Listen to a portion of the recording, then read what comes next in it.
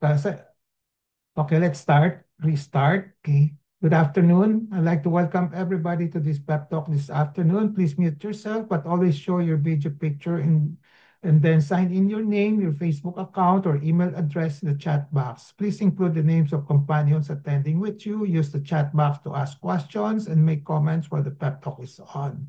There'll be group pictures at the start and end of the pep talk, so please show your faces in the video.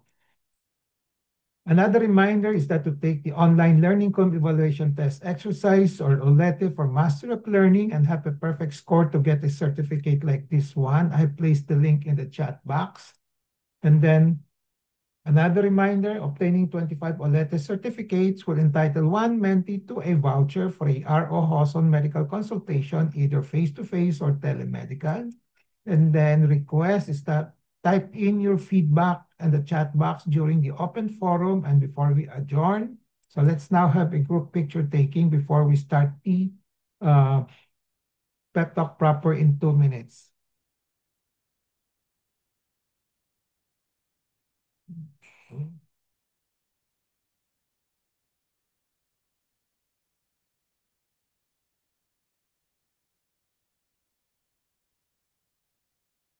Okay, ready?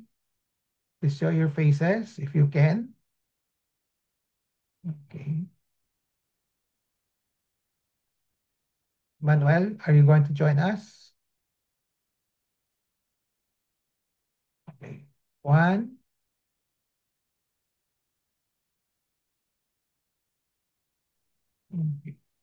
one, two, three.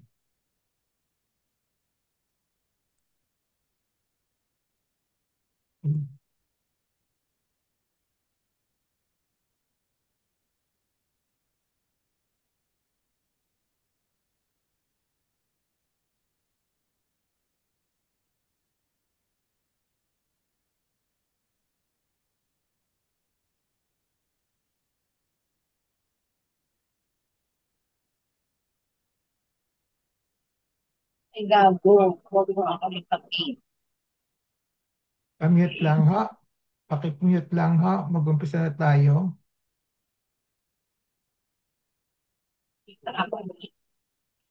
Sabi? Mute, mute. Okay. Nakamute nga naman eh. Who is... Abet, sino yung hindi nakamute?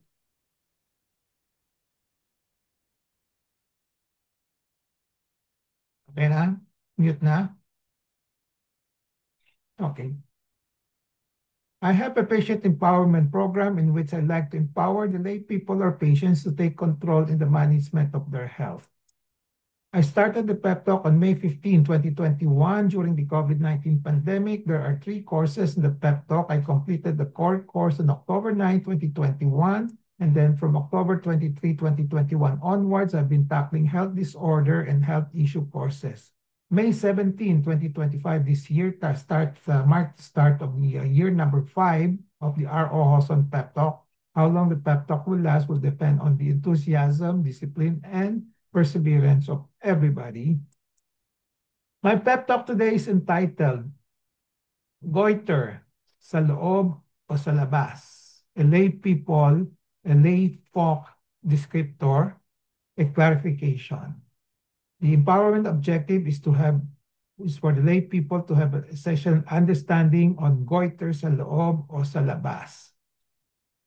The contents of this pep talk will be the following. I'll give a short introduction on what is a goiter, what are the different types of goiter based on medical parlance, what are the usual presentations of the various thyroid disorders that lead to a goiter, what does the commonly heard statement in the Philippines, goiter sa loob o sa labas, mean, and what are R.O. Hoson's recommendations on the use of goiters sa loob o sa labas. Disclaimer, the R.O. Hoson Pep Talk will contain my thoughts, perceptions, opinions, and recommendations, or TPORs, culled from the experiences of R.O. Hoson and the writings of other health professionals. Let's start with the first topic. What is a goiter? A goiter is a disorder of the thyroid gland. So pag sinabing goiter, it's pointing to the thyroid gland and there's something wrong with the thyroid gland. So the thyroid gland, what is it? It's located in the central part of the neck, in the front, and the lower part, here as illustrated. Sa harap, sa baba, sa gitna. It usually has two lobes, major two lobes. You have the right lobe and the left lobe, and then the two lobes are interconnected by the so-called isthmus. Sometimes there's another one here, pataas na maliit lang, tinatawag na pyramidal lobe. Pero ito yung pinaka-main lobes, right and the left, and then connecting these two is the isthmus. If there is any disorder, disease, or medical conditions that affects the thyroid gland, then we say that there is a goiter. Whether small or large, goiter pa rin. Whether evident or not, basta meron siyang sakit, meron siyang problema, meron siyang medical conditions affecting the thyroid, we call it goiter. What are the different types of goiter based on medical parlance? So I'm trying to emphasize this medical parlance to contrast it with kasi yung sa topic natin, goiter sa loob, sa labas, this is a lay people descriptor. No? So from the point of view of the medical world, now what are the different types of goiter? Based on the abnormalities of in functions, kasi yung thyroid gland nag-produce ng thyroid hormones, no? Okay. So if there is some problems in the production of the thyroid hormones, abnormalities, no, in the amount of secretions, okay, then we have hyperthyroidism, which means sobrang dami yung thyroid hormones na pinoproduce ng thyroid gland. So we call that hyperthyroidism. Kung kulang naman, okay, kulang na below normal, no, then we call it hypothyroidism. Kung normal, we usually call it euthyroidism. So hyper, sobrang dami, hypo, sobrang konti. Now, the other type of abnormality, category of abnormality will be based on the, kung meron siyang unusual features na in terms of anatomy, structure, no? This is in terms of yung enlargement, no? Or kung may bukol, no? So we're not talking about the amount of thyroid gland secretions, thyroid hormone secretions. So kung meron siyang diffuse enlargement or presence of nodules, ang pinag-uusapan dito in such a case will be yung diffuse enlargement ba, yung presence of nodules, are they cancer or not cancer conditions? So these are the four basic different types of goiters based on medical parlance. And then what are the usual presentations of the various thyroid disorders that lead to a goiter? As we said, kung may thyroid problem, we call it goiter. Ano ang usual presentation? So in the earliest stage, kung may problema, there's usually walang evident ng abnormality in terms of, at least in terms of yung anatomy, no? Walang diffuse enlargement yet sa ngayon. But with abnormality already, such as producing excessive amount of thyroid hormones. So there is a goiter, but the goiter is not large enough to be seen to be evident. Okay? Pero meron na siyang pinoproduce na, let's say, excessive amount, or yung iba, under production naman. So wala pang evident na diffuse thyroid enlargement. Now, the other type of presentation will be the presence of a diffuse thyroid enlargement. Ito yung buong thyroid lumaki. That's what is meant by diffuse thyroid enlargement. It could be visible or not, but producing now excessive or inadequate amount of thyroid hormones. So there is a goiter presenting as the diffuse thyroid gland enlargement. Usually, pag yung mga enlarged na thyroid gland, it's either, most of the time, it's hyperthyroidism. Sometimes, kung di siya hyper, usually hypo. No? Now, the other form of presentation of a goiter will be may mga bukol-bukol, whether isa o dalawa. Okay? Ang pinag-usapan, ito parang dito, isang bukol, ito several bukol. Ang pinag-usapan kung ay bukol nito ay cancer or not cancers. Na? Okay. So, to repeat, yung first one, wala pang evident na enlargement, pero meron siyang abnormality na usually in terms of functions. And then the other one is, the other category is malaki na, diffuse. Okay? And then the other one, presentation will be may mga bukol-bukol. Diba? As I said, if there is any disorder that affects the thyroid gland, then we say somebody has a goiter or there is a goiter. Now, the goiter can be small or large, and then it can also be evident, nakitang-kita, or not so obvious, no? Okay, evident or not. So this is an illustration of a normal-sized thyroid gland. This is not palpable. Wala siyang nararamdaman. Wala siyang symptoms of hyperthyroidism or hypothyroidism. Okay. Now, dito naman, meron siyang hindi pa masyadong halata yung paglalaki nito, but there is already abnormality going on. We still call that a goiter. Okay? We can say probably an early stage goiter. Then the other type of goiter presentation will be yung malaki, diffuse enlargement. No? So usually mga hyperplastic means hyperthyroidism o kung minsan may mga thyroiditis, may inflammation, lumalaki din siya. No? Now, the other type of presentation, mga single nodule, may isang bukol. Now, the other type, last type of presentations, maraming bukol-bukol. No? Multiple nodular goiter. So basically, 1, 2, and 3. Okay. Now, what does the commonly heard statement in the Philippines, goiter sa loob o sa labas, mean? In the Philippines, when there is a patient with a goiter, a lot of times lay people commonly ask, is it sa loob o sa labas? Is it inside or outside? Up to now, marami pa rin nagtatanong sa akin pag mayroong mga goiter, Doc, sa loob ba ito o sa labas? Okay. Over the years, I've been hearing this. I don't understand what this really means. I've been asking them, anong ibig sabihin ninyo? Ano yung mga, anong tinutukoy niyo dyan? O anong sinasabi ng iba? So, even up to now, I still don't know what it really means. So, I feel there's a need to clarify this. Okay. So, I think it is a lay people or lay folk descriptor of a goiter which may originate from the people themselves, nanggaling sa mga kababayan natin, gumamit sila ng mga terms na sa loob, sa labas, or pwede manggaling sa doktor, physicians, or healthcare professionals who were trying to make people understand kung ano yung type of goiter. Okay? So, using a plain language. Baka galing sa doktor, I don't know, no? Or yung mga pasyente lang gumamit, nag-coin, nag-invento ng ito yung mga phrase na sa loob, sa labas. No? So when I asked around, I got 3 meanings on the use of goiter sa loob, sa labas.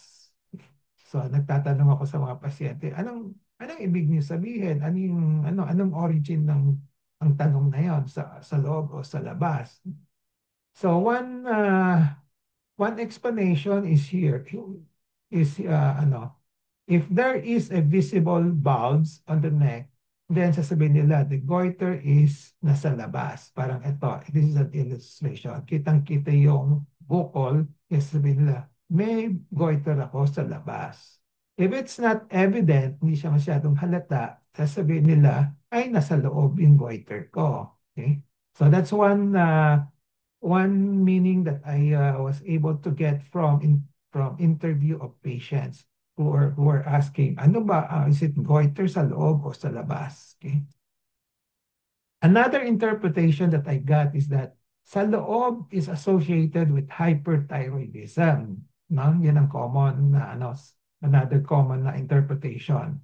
Particularly for small diffuse goiter, the bulbs on the neck is not very evident, but the patients have symptoms of hyperthyroidism already, such as palpitations, excessive sweating, and then weight loss, and also those especially with eye bulging.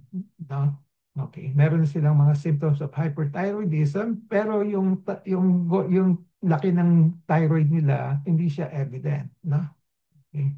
So, andun na yung symptoms of hyperthyroidism being produced by a non-visible, hindi pa malaki yung thyroid gland niya, kaya hindi halata, no? Okay, so walang external valves, kaya sasabihin nila, ay nasa loob yung goiter ko, no? Okay, so that's the origin of this descriptor, it's inside the neck. So that's the second interpretation that I got from the lay people. The other interpretation is probably fueled by, probably initiated by some physicians when they see a so-called retroesternal or intrathoracic goiter. Okay?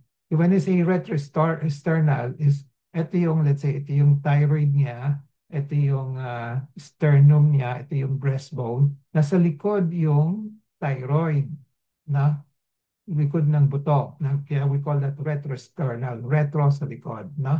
Or another example is, ito may bukol siya, buwaba hanggang papuntang sa dibdib na, sa chest na. Pero sa likod ng sternum o sa clavicle, so sa likod nitong buto. No? Okay. So in such a situations, physicians, when explaining to patients and relatives, so instead of just sticking to the objective description of the location of the goiter, o kaya i-drawing lang nila, sasabihin nila sa pasyente, ay nasa loob yung goiter ninyo. Okay? And this is sasabihin nila, it's quite difficult to remove it. No? Kasi malalim, saka nasa loob, nasa likod ng buto, nasa likod, malapit sa dibdib. No? Okay. So this is another possible explanation for the origin of the term sa loob, sa labas. Mga doktor ang gumagamit, nag-i-initiate. No? No? So what are my recommendations on the use of goiter sa loob o sa labas? Whenever a physician explains his or her findings after the interview, when you say interview, usually we call it history, physical examination, and review of any lab tests, which are usually done by the doctors, that may be available, kung minsan may lab test, kung minsan wala, no? Now, the doctor should ask the following questions. Do you know what a goiter means? So they will try to get an answer, whatever given, then give, no? So if the answer is no, okay lang. If the answer is yes, you just add kung anong mga sinabi ng pasyente. I mean, the doctor will add some more or subtract, no? Or refine the answers of the patient. Whatever kung ano yung concept ng pasyente. Pwede niyang i-refine, i-correct ng yung sinabi ng pasyente, no? Now, the second question that usually the doctors will have to ask the patient, have you heard of the goiter sa loob sa labas? So the doctor will try to get an answer, and then whatever is given, and then just give an explanation. Kasi kumisan, pag meron may mga perceptions sila sa mga meaning ng goiter sa loob, sa labas, pagkatapos hindi nagtutugma sa doctor's descriptions, magkakagulo lang, no? So, so the doctor will say, kung meron siyang sagot, kung whatever ang sagot ng pasyente sa loob, sa labas, i-refine lang ng doktor, no? So whenever a physician explains his findings, no? Okay. So you should ask these questions. Do you know what a goiter means? Have you heard of a goiter sa loob, sa labas? So for the physician, it is a must, yan ang recommendation ko, that these questions are asked to promote understanding and avoid misunderstanding of the diagnosis to be given by the physicians. Kasi after the history, PE, and physical examination and review of the lab, the doctor will have to come out with a diagnosis. Kung ano yung diagnosis ng doctor should be very clear to the patient, no?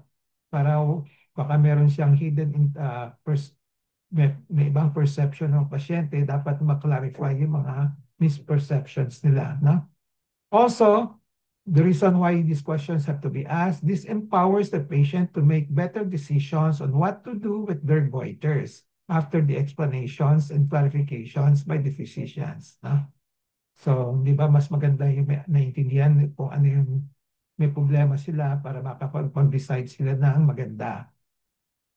As to the goiter sa loob o sa labas, the physician should ask the patients first if they heard of this term. If yes, what are their understanding of these terms? After which they should make the necessary clarifications. So these are some of the clarifications that they can make. The goiter sa loob o sa labas, the doctors will have to tell the patients, these are just lay people descriptor and not a formal medical term. Okay, because we don't usually use it in among the doctors, okay, being used by physicians in managing goiter. The term arose from simple visual and tactile classification and other bases such as hyperthyroidism, used by patients and families and then reinforced by community health messaging, translating medical concept into everyday language.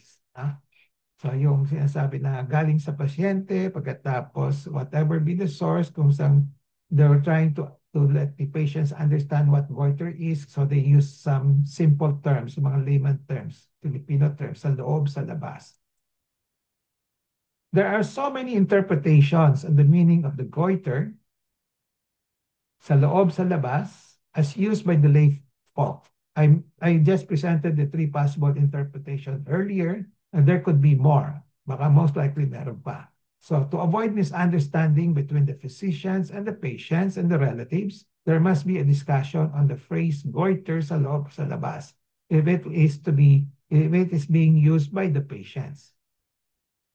Then after clarifying the meaning of the goiter sa loob sa labas as being used by the lay people, the physician should advise the patients or relatives to set aside, itabi mo na yung phrase, and do just the following explanations on the diagnosis and locations of the goiter, complemented with a drawing as much as possible. So, mas maganda kung gagawin ng doktor, ida-drawing niya para maintindihan ano ba talaga yung concept ng sa loob, sa labas, at kumisan yung diagnosis itself, kung nasaan talaga yung goiter niya. So, ito yung some of the things that the doctors will have to do. Explain the diagnosis and location of the goiter. So, if there is a goiter present, give the basis for suspecting its presence as the following. So it may just be based on history and physical examination kung walang lab pa, or kung may lab, kasama na yung lab. So, positive symptoms of hyperthyroidism or hypothyroidism. Pag meron ng pasyente, sasabihin ng doktor, meron kang symptoms ng hyperthyroidism, most likely your goiter is hyperthyroid or hypothyroid. And then, in another situation, the thyroid gland is diffusely enlarged and with nodules. Sasabihin niya, ay baka hyper or hypo ito, baka may cancer ito, ano. Then the lab test also that shows the abnormalities will have to be explained to the patient. Kung anong tinutukoy niya in terms of diagnosis. Okay. So note, the doctor should always give the most probable diagnosis of the goiter. Usually, 4 lang naman yan, no? Basically, whether patient is hyperthyroidism or hypothyroidism, kung may problema. Kung walang problema, we call it euthyroidism. Walang hypo, walang hyper. Or kung may mga bukol-bukol, is it cancer or not cancer? Okay. 4 lang naman, no? Hyper, hypo, cancer, not cancer. I just simplify this para madaling tandaan. Now, tell the patients not to talk about the goiter sa loob, sa labas. O kaya itabi mo na para hindi magulo. Then just focus on the more specific diagnosis. This is what the doctor should do. Okay, whether hyper or hypo, cancer, not cancer. Kung ano maang present. Include a drawing of the thyroid. As I said, mas maganda kung drawing ng doktor. Okay. With the first message that the goiter arises from the thyroid gland, which is located in front and the lower part of the neck. So with such a statement, there is no need to talk about goiter sa loob o sa labas anymore, because the goiter always arises in the thyroid gland, okay, within the thyroid gland. Okay. So wala nang pinag-usapang sa loob o sa labas. Galing siya sa thyroid. Kung if you want to be strict about it, galing sa loob ng thyroid gland, no? Wala na yung sa labas, no? So include a drawing of the configurations, yung mga shape, no? The size, the location of the goiter or the nodules present. So which should preferably be done by the doctor para maintindihan ng pasyente. Again, with the reinforcing message that the goiter is arising from the thyroid gland. The drawing will show that where the goiter is in the thyroid gland. Thus, again, if there is no need to talk about the goiter sa loob sa labas if you do this drawing already. So, just to emphasize, you emphasize to the patient, the goiter is in the thyroid gland itself. So I would like to make some illustrations, okay? So the doctor will have to illustrate the usual location and normal configuration of the thyroid gland. Ito, drawing lang niya or make use of a picture, okay? If the patient has this say-so, kung meron siyang thyroid, may goiter siya o ano, if the patient has this na ano, na explains so that kung may normal configuration siya, sabi mo normal, no? Ngayon, kung may goiter siya, sabi mo kung nasaan yung goiter niya, no? So, ito pwedeng i-drawing na a normal size with thyroid and then kung diffuse enlargement, lalakihan lang konti, no? Okay. So, okay. So this shows enlargement of the thyroid gland, diffuse, no? Yung buong goiter ang malaki, kaya we call it diffuse. So depending on the symptoms, okay, it may be associated with hyperthyroidism, hypothyroidism, or physiologic enlargement. Physiologic enlargement means, minsan pag may buntis, no, usually lumalaki yung thyroid gland, okay? Minsan yung mga bata na sa adolescent years, no, lumalaki rin yan. Normal yon, normal paglalaki yon. So, physiologic. So, the goiter is arising from the thyroid gland. It has to be emphasized to them. It is always within the thyroid gland, nasa loob, dito. So, if one has to choose whether to say sa loob o sa labas, it is always sa loob ng thyroid gland. Okay. Now, this is another illustration showing the multiple nodules in the thyroid gland or what we call nodular goiter. Okay, ito yung mga bukol-bukol. Apat dito. Ito, dalawa. Okay. Again, depending on the symptoms and other signs, the nodules may be associated with cancer or not cancerous conditions. So pag may bukol, ang pinag-uusapan palagi, cancer ba siya o hindi? Okay. Pag diffuse ang goiter, pinag-usapan whether hypo or hyper. No? So the goiter, such as this, is arising from the thyroid gland. Okay? It is always within the thyroid gland. If one has to choose whether to answer sa loob ba o sa labas, it is always sa loob. Kasi it's always arising from the thyroid gland. So this shows a nodule behind the sternum. Ito yung buto, ito yung clavicle, ito yung sternal nuts, ito yung buto. Ito yung nakita mo yung illustration nito. Ito yung normal location ng thyroid. Bihirang-bihira ito, pero pwedeng bumaba yung thyroid gland dito. Kaya it's behind the thyroid, the bone. No? Ito, this is more common. Yung mga bukol-bukol can grow deep down to the chest. No? We call that retrosternal. Okay? So tell the patients not to talk about the goiter sa loob sa labas anymore as it is confusing. If one has to choose whether sa loob or sa labas, it is always sa loob ng thyroid gland as the goiter arises from the thyroid gland itself.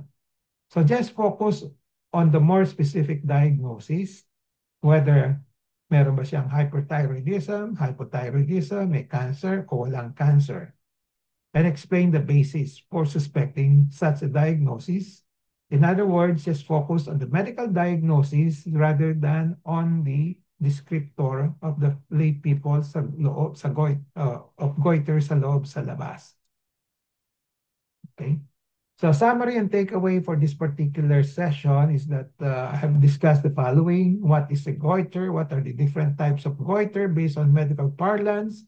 What does the commonly heard statement in the Philippines, goiter sa loob o sa labas, mean? What are the recommendations of R.O. Hoson on the use of goiter sa loob sa labas? Takeaway in relation to patient empowerment, be always in touch with reliable medical informations on goiter sa loob or sa labas, lay people descriptor. Knowledge is power, it gives power. Use the 4Ks of patient empowerment, kalaman, kakayanan, karapatan, and kapangyarihan to gain greater control over decisions and make better decisions on the use of goiter sa loob o sa labas as part of your health management. This ends my pep talk today. I hope I have empowered you to have an essential understanding on goiter sa loob o sa labas with clarification as part of your health management. Before we go to the QA, question and answer portion, remember to take the online learning evaluation test exercise or mastery of learning and have a perfect score to get a certificate like this. So I placed the link in the chat box. And then another reminder is that obtaining 25 Olete certificates will entitle one mentee to a voucher for a RO Hoson medical consultations, either face-to-face or telemedical. And then feedback to this pep talk, please type in your feedback in the chat box during the open forum and before we adjourn. So let's now have a group picture taking before we start the QA and interaction. Please turn on your video now. Please show your faces.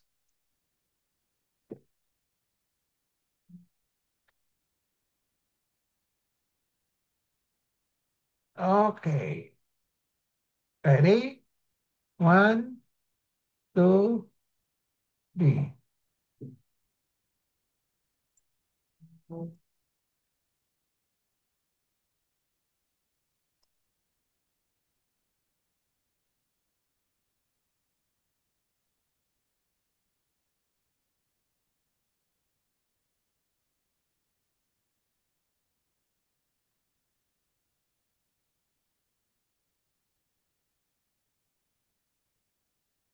Okay. So the floor is now open for questions, comments, suggestions, recommendations, and sharing of experiences as well as consultations as brief as possible. Pwede rin, no? Okay. So who wants to start? Doc, Susan, Susan. I just came from the laboratory sa Makati, the endocrinologist has asked that I be, yung, what do you call this? She prescribes that I should undergo thyroglobulin aside from T3, T4. T3, T4, medyo alam ko na, pero thyroglobulin, hindi ko alam. O, ano yung hinahanap doon? Sinabi mo sa kanya na may thyroid cancer ka dati? Opo. Okay. So is she your first time first time niya tumingin sa iyo o dati na? Medyo 2 years na ho. Kasi yung dating tumitingin sa akin, matagal nang wala. Tigang Manila doctor siya eh. Okay. So, ano na lang ako dito sa iba. Yung tumitingin sa iyo, yung first endocrinologist, gaano katagal na tumitingin sa iyo? 2 years na po. Hindi, yung bago, yung before this. Matagal. Yung yung matagal-tagal din, mga 5 years. 5 or 6 years. Pero 6 wala years. naman siyang prescribe na ganong klaseng test. Yeah, that's what I'm trying to drive at, no? So it all depends on the doctor's perspective, no? So Okay. yung first one, do not require it. Did not require it. Yung second one, no? May mindset siya, basta kung may thyroid cancer, so dekahon na siya, sabihin niya, ay, kailangan magpa-thyroglobulin test, no? Ganon, no?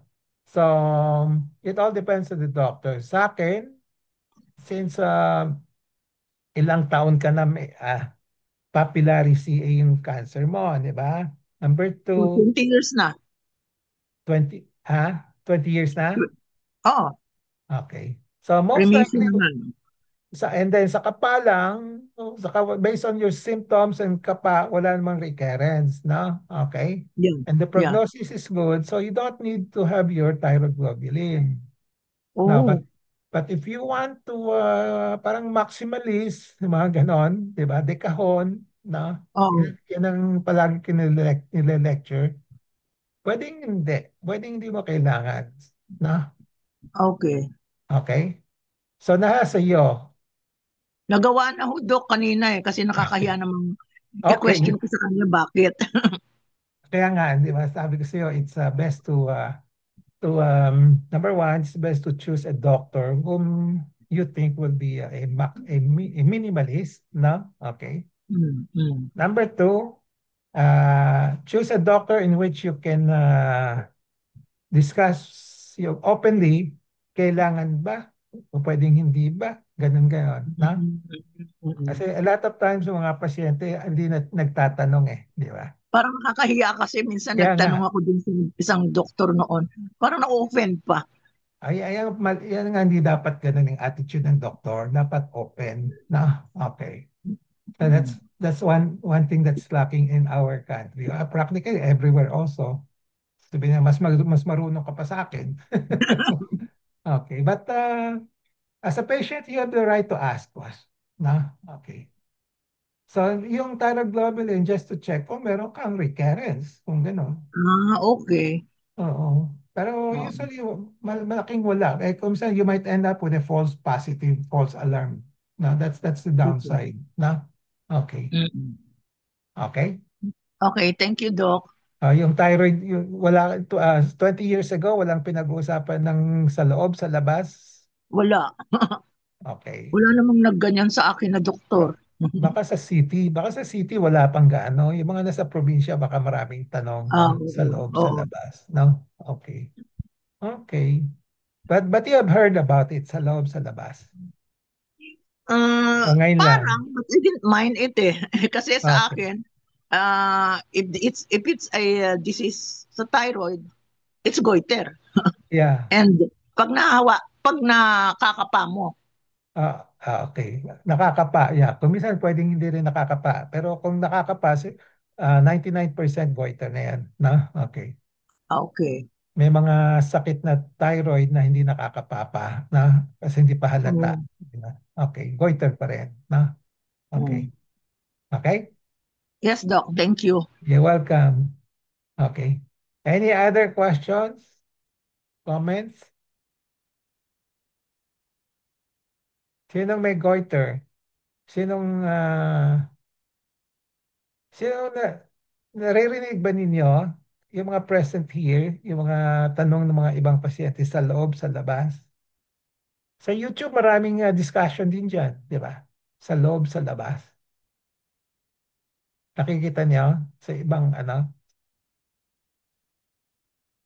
kay Willie Ong, di ba? Kay Willie Ong may siyang session na sa loob, sa labas. Ina-explain din niya, no? Okay. Okay. Any more questions? Can I ask another one? I hope Sure. it's all right. Mm. What do we lack if we have goiter? Anong naging reason kaya nagka-goiter? Lack of vitamin what? Hindi vitamins ang lack mo, yung kasi when you talk about, okay, Kung nagka-goiter. ako nagka-goiter, sabi ko nga sa iyo, apat, just think of the four, Okay. Oo, oo, oo. or whether hyper or hypo, that's one area. The other one is kung cancer or not cancer, second area, no? Kung sa Oo, hyper or hypo ang pinag-usapan, kung kulang o wastong amount or sobra, no? So here oo. we're talking about the thyroid hormones, di ba? Mm. Kasi that the thyroid gland produces thyroid hormones, no? Okay. And then yung kung nagiging hyperthyroidism, usually hindi what do you call that? It's not Kasi yung hormones na yun, yung, okay, let me just say, yung iodine, Yun, no? iodine. Iodine can contribute to the hormones, di ba? Formation of the hormones, no? So kung kulang Mm. yung iodine, you have the so-called iodine deficiency goiter, no? Okay. These are quite common before, especially those living in the mountains. Walang seafoods, walang ano, na? Okay. Mm. So nowadays, dapat wala na because yung mga asin natin, yung mga iodized salt na, di ba? Mga ganon, no? Saka may maraming seafood na, no? Okay. So, aside from that, yung the causes of excessive thyroid hormones saka underproduction of thyroid hormones is not due to the iodine deficiency anymore, no? So the cause is usually unknown, no? But basically it can be classified under, let's say, autoimmune disease or hyperthyroidism. Yung sa hypothyroidism naman, kumisan may thyroiditis, autoimmune disease din yon, no? Okay, may inflammation, initially hyperthyroid, then eventually nagiging hypothyroid, no? Ganon, no? So yon, no? And then pag normal naman yung secretions ng thyroid hormones ng thyroid mo, at pag may bukol, ang pinag-uusapan hindi hyper, hindi hypo, but kung cancer o hindi. Ibang usapan naman. That's the second category. No? So, kaya lahat ng majority will have bukol-bukol, di ba? Okay, kaya maraming uso may ultrasound, di ba? Ultrasound, then titingnan kung may suspicious for cancer or not. No? Ganon. No? Okay? Okay, thank you, Doc. Kung kulang ang iniisip mo, kung kulang na substance or pagkain, basically it's only the iodine. Iodine lang ang pinag-uusapan. Pero bihira na yon. Technically, you don't have to worry about the iodine deficiency. Ang dami nating kinakain na in excess pa nga eh, di ba? Mm. Okay? Thank you. Any more? Dok, hereditary po ba yan? Which one? Yung sa thyroid. Depende dun sa sakit, pero kung yung goiter ang pinag-usapan mo, yung multiple colloid adenomatous goiter, sometimes yung cancer pwede ding it runs in the family, pwede rin, no? Pero yung multiple colloid goiter, yeah, mas mataas yung incidence kung merong positive family history ka, baka mas mataas na meron yung mga kamag-anak mo, no? Okay. Okay. Okay? Okay, Doc. Thank you po. So pwede, no? Okay, any more? Any more questions? May tanong po ako. Belet, sige, may Yung thyroid ka. ano po yung narinig kong toxic goiter? Yung kakilala ko po ang kanya daw po ay toxic, paloob daw po yung paglaki, hindi visible sa labas. Sabi niya sa loob. No? Parang sa loob. Yun no, toxic. Sabi nila toxic goiter daw. Ah, Paloob daw ang paglaki. Paloob. okay. So, yan ang nakuha ko rin sa mga tao na ini-interview ko, no? Sinabi niya Mm. sa loob kasi hyperthyroid, hindi siya malaki, no? May symptoms siya ng hyperthyroid. When you say Dito toxic lang. goit, Ilalagay lang yung likod. hello, Hindi, ilalagay lang yung likod ng PRC. Ray Benjamin. Hindi dapat pala pag gano'n. Oy, mute. Paki-mute lang. Ray, Lance, mute. Sorry. Na-mute pala. Sorry. Okay. So, when you say toxic goiter, it's practically the same as hyperthyroidism. Na? Toxic di ba? Hypertoxicity. Na? Hyperthyroidism yun, Belet. Na? Yun Okay. po, hyperthyroid. Hyperthyroidism. Mm. Non-toxic, pag sinabing non-toxic, pwedeng normal, hindi siya toxic, or hypo, kulang naman. Okay. Type po. Oh. Ayun po Ah, ang Graves' disease. Yung Ayun, nalawang mata. hyperthyroidism yon. Hyper din Hyperthyroidism po. yon. Hyper yon, toxic goiter din yon. Na, yan. Mm-mm. Okay? So, Yung toxic, haluwahong mata. toxic, equivalent to mga hyperthyroidism yon, na? And then yung Graves' disease, hyperthyroidism yon, na? Okay? Okay po. Okay. Mhm. So usually pag maliit, kaya sinasabi kasi mahirap i-explain noon, maliit ang hindi yung goiter niya, hindi halata yung bowels, sabi niya, sa Mhm. loob. Pero may Sa loob nga symptom, ho. pero may symptoms na siya, di ba? Excessive weight loss, no? Mas malaki Mhm. ang mata, no? Ganon, no? Aha. Okay. So yan ang origin, probably ko yan ang origin ng sa loob, sa labas, no? Oo, sige po. Okay. Any more? Any more questions that you might want to ask? Emmanuel, you want to ask something? May bagong tayo? Hi, Doc. Good afternoon. Ah, I'm all good po, Doc. ah, It's very informative. okay. May tatanong ka? Wala na, ma'am. Wala po akong question, Doc. I'm all good. Okay. So yung auntie mo, walang pinag-usapan sa loob, sa labas. Basta nasa thyroid. Okay. May Something bukol. is quite new for me po, Doc, yung sa loob sa labas. Pero nag-gets ko na siya how it was differentiated by in layman's term nung panahon. I'm Oo. 27 po, Doc, so medyo millennial na po yung terminology ko. If it's I'm very much familiar with hyper or hypo. So, Good. medyo nagulat ako dun sa loob sa labas. Sorry po. Oo. Oo. Actually, meron pa kami may nagtatanong-tanong pa rin dyan, gano'n. Kaya, importante ma-clarify natin, na? Kaya, kaya si Willie Ong naglabas ng isang YouTube sa loob, sa labas, to clarify things, na? Okay. Okay. Any more? Last call? So I hope pag may nagtatanong sa loob, sa labas, sabi niyo, wag naman yung wag niyo pansinin na lang 'yan. Basta yung diagnosis na lang mas importante.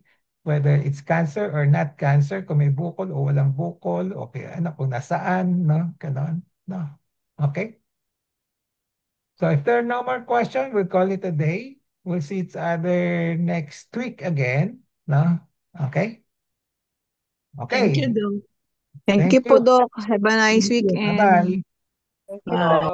Bye. Bye-bye. Thank you, Doc. Bye-bye.